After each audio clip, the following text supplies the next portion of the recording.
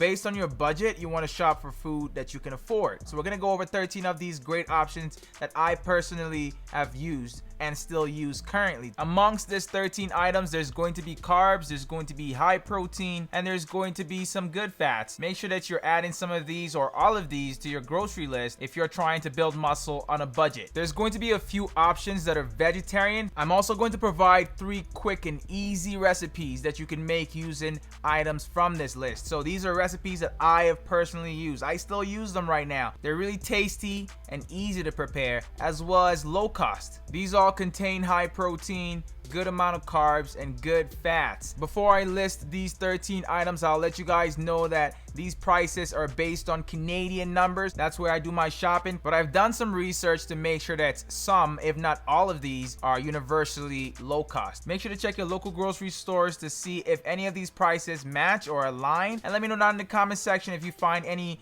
that is too pricey for you to get. Our first item is eggs. So this one is common and it's definitely great for protein. If you're looking for a fast source, an easy source to make your foods, go ahead and make some eggs. Always get these in large amounts so you can get a good price on them. Bananas. So bananas is a great source of carbohydrates and getting energy. I eat bananas before the gym and at breakfast most of the time. Oats. This one is also another cheap source of carbohydrates and is great for breakfast. So many different ways you can customize your oats, so go crazy. Get online and find some crazy delicious recipes. Whole milk. You don't have to go for the one I've got on the screen. You can go ahead and grab the cheapest version. Potatoes. You can go for regular red or yellow potatoes, or you can go for some sweet potatoes. These are definitely a good way to get your carbs up as well as your calorie intake, especially if you're trying to bulk. Another really good carb source is 100% whole wheat bread. If you're not a big fan of bread, then go ahead and have some potatoes instead. Include more potatoes or more varieties of them. Flaked light tuna is our next one right here. So this one depends on where you are. Hopefully it's not too expensive per can, but it should be cheap based on what I've seen. Peanut butter is our next option right here. This one is another common one that you'll see all over the place. This is another great and low budget way to get your protein as well as your calories in. Beans. So black beans and dark red kidney beans. There's lots of other ones out there. Beans are a great source of plant protein, so make sure to get this if you're vegetarian. Lean ground beef. If you didn't know, red meats are great for getting your creatine intake in as well as protein, so it's great to have red meats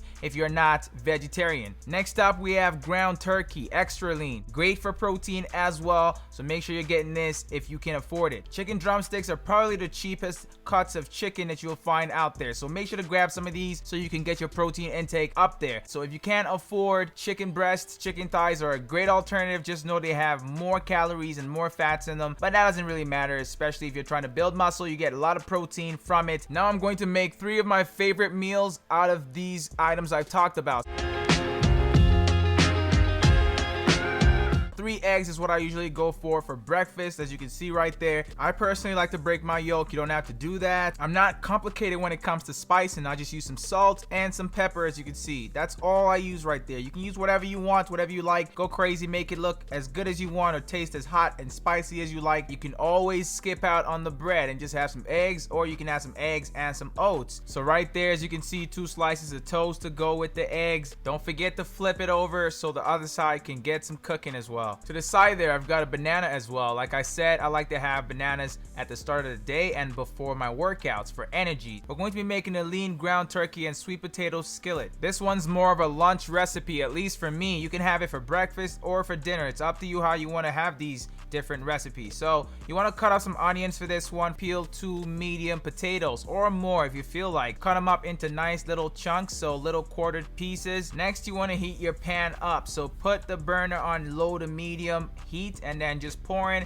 about 1 tablespoon of olive oil. You can go ahead and use something else. Saute the onions in the hot pan. Add the garlic, so let that cook for not long. Stir and watch the pan consistently after adding the garlic so it does not burn. If you got a container like mine, make sure to take off the wrap at the bottom or the paper, whatever that is. Mix it up all nice in there and make sure that it cooks for a bit. Basically brown the meat. First spice we have is cumin, so 1.5 tablespoons. Chili powder, 1 teaspoon of that. And then we're gonna add some pepper, so put as much as you want. Finally, we're going to add some salt. Also do that as much as you want, but be careful with salt because too much of it can be really bad for you. The sweet potatoes, the carbs right there. The final piece of the puzzle, you want to add some water, so about 1 to 1.5 cup depending on how much potatoes you have in there. You might need to add more as you cook, so make sure you're watching. If it's not soft enough after all the water is gone, make sure to add more water so you can keep cooking. Stir everything up so it's all combined properly. All the ingredients and all the spices are all mashed up together. That's what you want. And then you just cover it up and cook for about 8 minutes. So you can set a timer, you can just watch the time. 8 minutes might not be exact, that's give or take, so make sure you're always checking regardless of the timer. Once the timer is done here, then that's basically it. That's the recipe, that's all it is. I just shredded some marble cheese and sprinkled it over top. You don't have to add cheese if it's expensive. Let it sit there just with the lid on. That's lunch right there. I don't always eat too much in one go. I try to eat multiple times throughout the day, so between 4 to 6 times daily, small meals.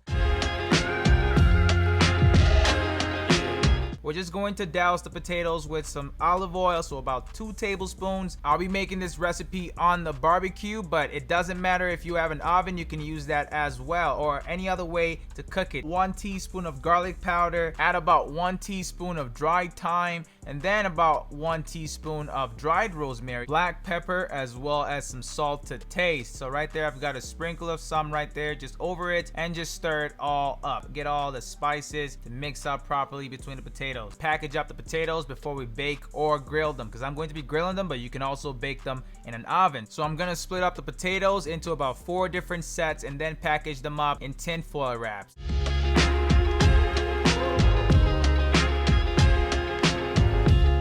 Rub each chicken leg in the spice. Once every chicken leg has been covered in this phenomenal rub, you want to go ahead and turn on your oven. So turn it to about 350 degrees, because that's what you want to cook at for about 40 to 50 minutes. Or you can turn on your barbecue if you have one and throw it on there like me. Okay, we're going to light up that barbecue and grease it up, and then we're going to lay these chicken legs to rest. So I'm gonna lay them all out on the grill nicely so they cook evenly. So you make sure that you do it like that. If you're cooking on a grill, don't lay them all crazy all over the place, or some of them might cook better than others. I didn't mention corn when I was talking about some cheap and budget options, but it's another great one. So this one's a bonus right here. And there goes the potatoes right there. Regardless of how you decide to cook this recipe, make sure to watch for the potatoes. They should cook longer than the chicken legs. You also want to make sure that you're not forgetting to flip everything that you're cooking from time to time. We're gonna test out 1 chicken leg to see how it's doing. We're gonna see the temperature. Our goal is 165 Fahrenheit, and you can see we're way over that. Even if you use an oven, go ahead and make sure that it's all at 165 degrees or higher, or it's not thoroughly cooked. So I'm gonna get the corn as well. That should be done. It shouldn't take too long, especially if you pre-cook them. For the potatoes, I'm gonna check them out right now to see if they're soft enough. So when they're soft enough, that's when you know that they're ready. Right there we have chicken legs, potatoes, and corn. If you have some questions about this or anything I've talked about in this video, let me know down in the comment section. And you know what? I'll see you guys in my next video.